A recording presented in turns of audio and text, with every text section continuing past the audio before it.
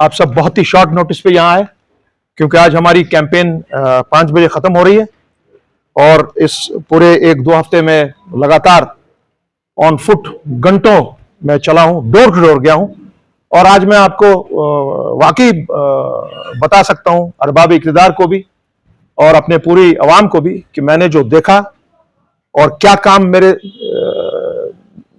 मैं कर सकूंगा यदि हबा कदल वाले बड़ी भारी अक्सरियत से मुझे असेंबली में भेजें। वो फैसला होगा 8 अक्टूबर को, मगर उम्मीद है कि will have a very good result. मैंने ये 2 इश्यूज में बांटा है इस आज की आपकी प्रेस कॉन्फ्रेंस को। एक, जो हमारे मेजर इश्यूज इस वक्त जो पूरी श्रीनगर सिटी को और कहीं ना कहीं पूरे जम्मू कश्मीर को जो इफेक्ट करते हैं, वो क्या है। नंबर 1 है कि यहां पे लोगों को बिल्कुल ताकत नहीं है श्रीनगर सिटी में, जो कश्मीर का दिल है, वो मीटर्स को वो बिल मीटर्स की बर्दाश्त नहीं कर सकते हैं, इलेक्ट्रिक बिल।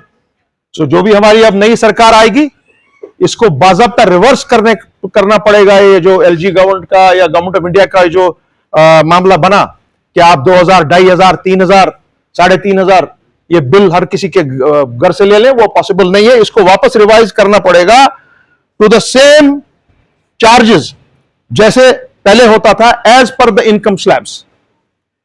ये सबसे अहम मामला है जिस पर हम जबरदस्त काम करेंगे और कोशिश करेंगे कि ये मामले को रिवर्स किया जाए और यहां के लोग इस मुसीबत से छुटकारा हासिल कर पाएं, क्योंकि पानी हमारा, बिजली हमारी। We will have to redo and rethink about this entire process. Number 1। Number 2, जो हमने कहा है कि यहां पे करीब लाखों की तादाद में लैंडलेस फैमिलीज हैं जिनके पास घर नहीं है और एक एक घर में 5-5 फैमिलीज रह रहे हैं।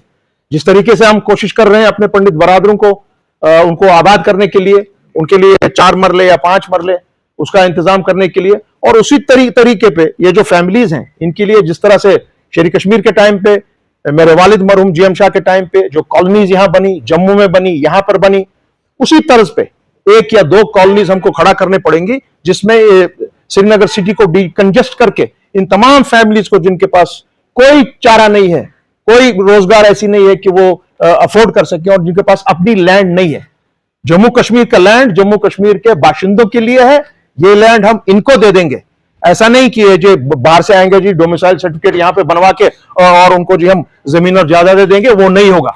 अहम काम करना पड़ेगा। We will have to provide 5, 3 और 5 मरलास, जैसा भी हो। मैं कोशिश करूंगा in case I am elected to the assembly, इस बात को मैं कोशिश करूंगा कि ये माने हमारी सरकार और ये काम हो जाए।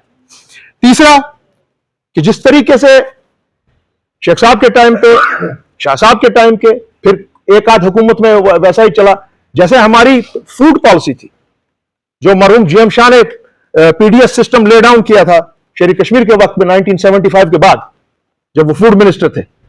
उस टाइम में हर एक फर्द को उसकी राशन की इस पर चंदी पर, राशन कार्ड पर 11 किलो फी आदमी को दिया जाता था। पर फैमिली एक स्लैब लगी हुई थी, 35 या 40 के ऐसा कुछ किलो था, 50 के आसपास, 45 किलो हर किसी फैमिली को मिलता था। उनको शुगर मिलता था, उनको केरोसिन मिलता था, उनको बालन मिलता था, उनको आटन मिलता था, उनको क्लॉथ मिलता था और विंटर के लिए लकड़ी और बालन का इंतजाम होता था। जब उस टाइम में ऐसे हो सकता था, अभी क्या बात है, अभी हमारे सोर्सेस हैं हमारे पास।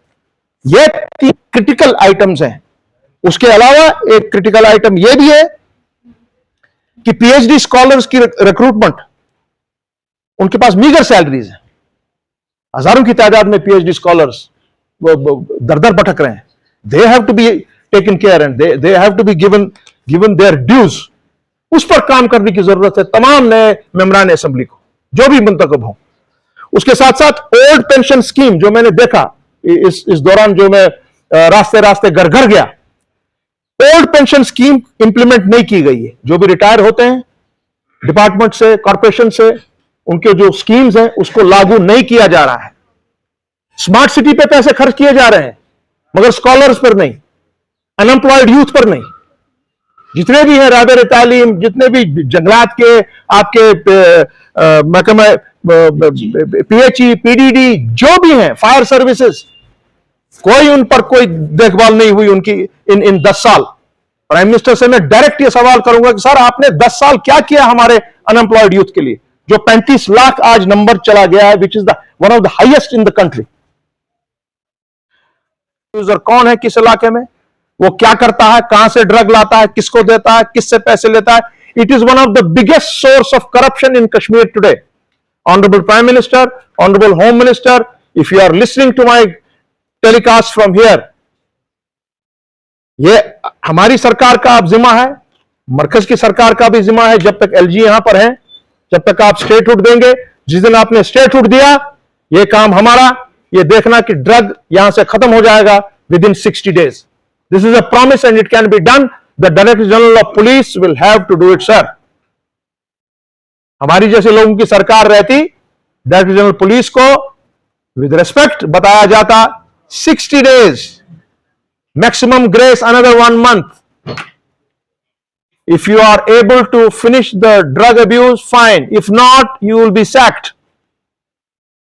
That is the way governments are run, sir. That's the way I have learned it from my father and from my grandfather. So ये था जो मेजर इश्यूज थे हमारे इसके। उसके बाद मैं पॉलिटिकल लेवल पर अभी आऊंगा, जो आपके लिए ज्यादा इंटरेस्टिंग होगा शायद इस दौर में। और उसके साथ साथ 28,000 नई रिक्रूटमेंट्स हुई। So in one single span of 21 months, almost 1 lakh families उन्होंने आबाद की। और करप्शन का कोई नामो निशान नहीं, क्योंकि सियासी खटपंचों का उसमें कोई रोल नहीं था। ऑर्डर्स डायरेक्ट जाते थे घरों पे। आप आज कह रहे हैं हम 1 लाख ये दे देंगे jobs, it is too small. हमारे 35 लाख नौजवान बच्चे और बच्चियां बेकार हैं, एजुकेटेड अनएम्प्लॉयड। इस नंबर को बढ़ाइए और बढ़ाइए, इसमें पॉसिबल है।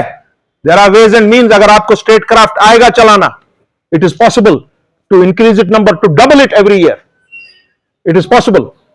और अगर आप लोगों को पता नहीं होगा, मुझ जैसा आदमी आपको सिखाएगा थोड़ा किस तरह होता है, क्योंकि मैंने तरबियत शेर कश्मीर से देखी हुई है किस तरह वो करते हैं।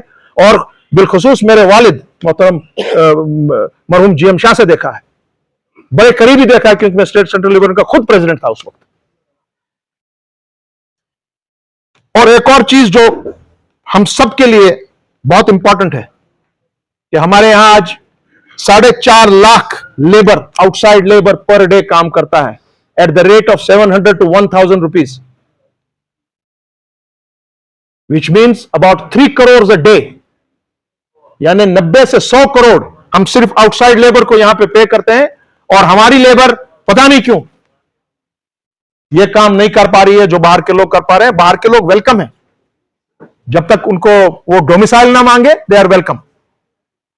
मगर हमारी लेबर को, हमारी लेबर फोर्स को, हमारी लेबर यूनियंस को देखना पड़ेगा कि ये क्या बात है।